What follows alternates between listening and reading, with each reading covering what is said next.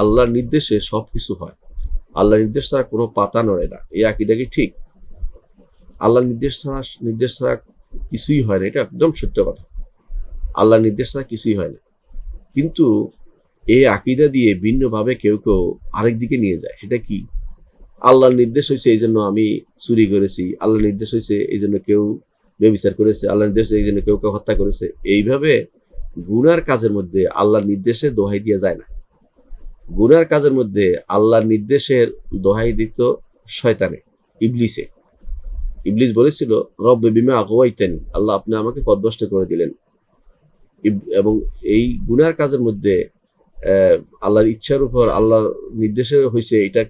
আর আরো এটা দিয়ে দলিল দিত আরবের কাফেররা। তারা বলতো, লাউ শা আল্লাহু মা আশরাকনা ওয়ালা আবাউনা ওয়ালা হারামনা মিন যালিকা মিন শাই। আল্লাহ যদি চাইতেন তাহলে তো আমরা শিরিক করতাম না। আল্লাহ চাইছেন বলে তো শিরিক করতেছি, আল্লাহ না চাইলে তো শিরিক করতাম না। আল্লাহ চাইছেন বলেই তো আমরা কুফরি করতেছি, আল্লাহ না চান না কেন আমরা ইমান আনি। তারা এদের দলিল দেয়। এই জন্য যারা আল্লাহর নির্দেশে সবকিছু হয়, এটা কথা একদিক দিয়ে ঠিক আছে, কিন্তু এটা দিয়ে খারাপ অর্থ নেয় যে আল্লাহর নির্দেশে অন্যায়টা আমরা করছি, এই জন্য আল্লাহর কোনো আমাদের ধরপাকড় করবেন না, এই জাতীয় কথা বলা যাবে না। এটা হচ্ছে অন্যায়টা, এটা হচ্ছে গুনার কাজ। এটা করলে ইমান থাকবে না, এটা করলে ইমান থাকবে না। বরং বিশ্বাস করতে হবে এটা আল্লাহ তাআলার নির্দেশ দুই প্রকার। একটা হচ্ছে নির্দেশ কাউনি, একটা হচ্ছে নির্দেশ শারঈ। একটা প্রাকৃতিক ইচ্ছা, সূর্য উঠো পূর্ব দিক থেকে উঠতেছে, সূর্য পশ্চিম দিকে ঢুকতেছে, এরকম প্রত্যেকটি প্রাকৃতিক জিনিসগুলো যেগুলো আল্লাহ নির্ধারণ করে দিয়েছেন, এগুলো রুবুবিয়তের দাবি।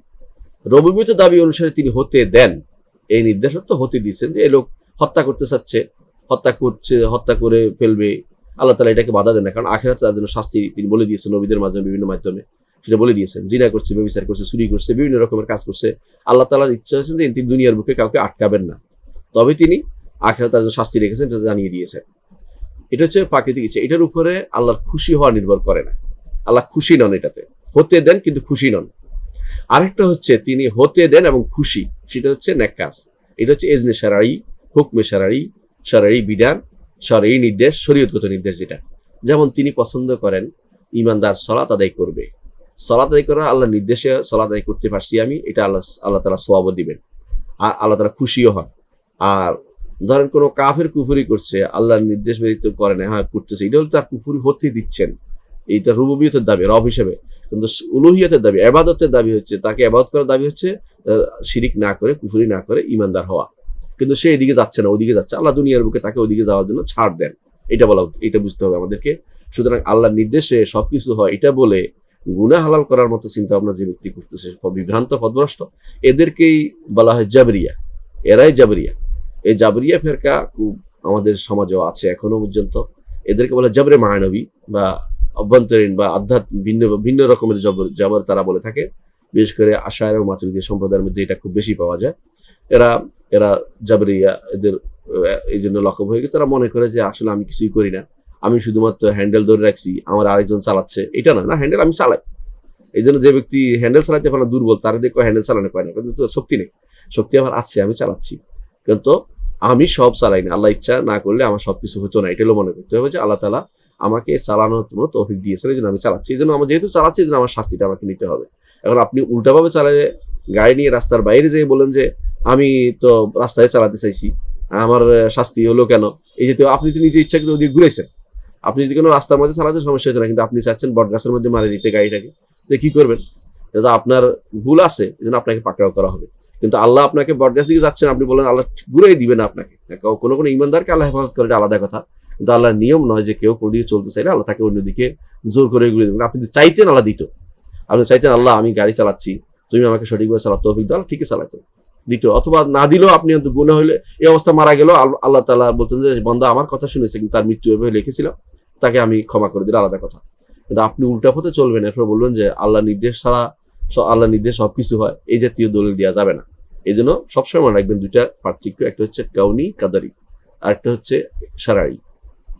দুইটা পার্থক্য করতে হবে। আল্লাহ নির্দেশের দুইটা অংশ আছে, একটা হচ্ছে কাউনি কাদারি, প্রাকৃতিক নির্দেশ, যার সাথে সোয়াবের আশা নেই, যার সাথে সন্তুষ্টির কোনো কিছু জড়িত নেই, বরং এটা হতে দেন। তিনি রুবুবিয়ত দাবি হিসেবে যিনি সর্বময় ক্ষমতার অধিকারী, তিনি যা ইচ্ছে তা তিনি করবেন, এবারে কারো প্রশ্ন করার অধিকার নেই। আপনাকে সেটার দিকে তাকাতে বলা হয়নি, আপনাকে তাকাতে বলা হচ্ছে ইবাদত কিভাবে করবেন, আল্লাহ তাআলার আনুগত্য কিভাবে করবেন, সেদিকে তাকাবেন। আপনি ওইদিকে তাকাবেন না আল্লাহ কি লিখছে ওইটা না, বা আমি অন্যায়টা করবো আল্লাহ আমাকে ঘুরে দেখ, এটা না। আপনি ন্যায় করবেন এদিকে যান। এরপর যদি হয়ে যায়, বিপদ হয়ে যায়, তখন বলবেন আল্লাহ আমি গুনাহ করেছি, যদি বিপদ হয়ে যায়। আর যদি কোনো গুনাহ হয়ে যায়, বলবেন আল্লাহ আমি গুনাহ করেছি, আমাকে ক্ষমা করবেন। যেমন আদম আলাইহিস সালাম বলেছেন, যখন তিনি গাছ থেকে খেলেন তখন আল্লাহ তাআলা বললেন যে কি হলো, আদম আলাইহিস সালাম তওবা করলেন, সাথে আল্লাহ তাআলা বললেন রব্বানা যালামনা আনফুসানা ওয়া ইল্লাম তাগফির লানা ওয়া তারহামনা লানাকুন্না মিনাল খাসিরিন। আল্লাহ আমি জুলুম করেছি নফসের উপর। আদম বলেন নাই যে আল্লাহ আপনি তো নির্দেশ না দিলে করতে পারতাম না, আপনি তো অনুমতি দিয়েছেন, আপনি দিলেন কেন? যেভাবে শয়তান বলেছে যে আপনি আমাকে পথভ্রষ্ট করে দিলেন, আদম এটা বলেন না। ঈমানদারের কাজ হচ্ছে যখন গুনাহ হয়ে যায় তখন সে বলবে যে আল্লাহ আমি অপরাধ হয়ে যায়, তখন বলবেন যে আল্লাহ আমি গুনাহ করেছি।